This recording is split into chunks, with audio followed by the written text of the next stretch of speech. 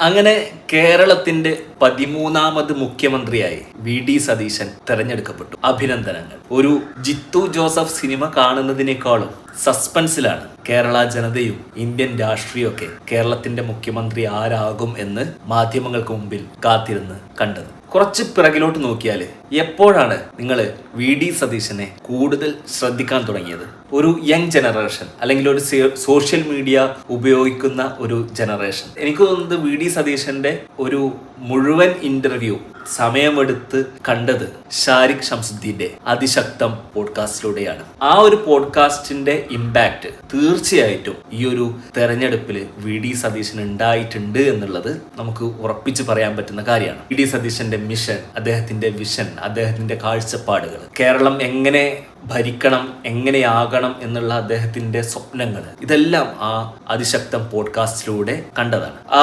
പോഡ്കാസ്റ്റിൽ വി.ഡി. സതീശന് ശേഷം ബാക്കിയുള്ള പല രാഷ്ട്രീയ പാർട്ടികളിൽ നിന്നൊക്കെ ആളുകൾ വന്നിട്ടുണ്ടെങ്കിലും ഏറ്റവും കൂടുതൽ എനിക്ക് തോന്നുന്നത് ശ്രദ്ധിക്കപ്പെട്ടത് ആ വി.ഡി. സതീശന്റെ ഓരോ ക്ലിപ്പ് ബൈറ്റുകളാണ്. അദ്ദേഹത്തിന്റെ ഓരോ വിഷയത്തിലും അദ്ദേഹത്തിന്റെ കാഴ്ചപ്പാടുകളും അദ്ദേഹത്തിന്റെ വായനയും അദ്ദേഹത്തിന്റെ പുസ്തകങ്ങളും അദ്ദേഹത്തിന്റെ യാത്രകളൊക്കെ ഒരുപാടായിട്ടുള്ള ഒരു നല്ല ഒരു ഇന്റർവ്യൂ ആയിരുന്നു ഷാരിഖ് ഷംസുദ്ദീന്റെ അതിശക്തം പോഡ്കാസ്റ്റ്. അപ്പൊ ഏതായാലും കേരളത്തിന്റെ പുതിയ മുഖ്യമന്ത്രിക്ക് അദ്ദേഹത്തിന്റെ സ്വപ്നങ്ങൾക്കനുസരിച്ച്, അദ്ദേഹത്തിന്റെ ഭാവനക്കനുസരിച്ച് ഒരു നല്ല ഭരണം കാഴ്ചവെക്കാൻ കഴിയട്ടെ എന്ന് ആശംസിക്കുന്നു.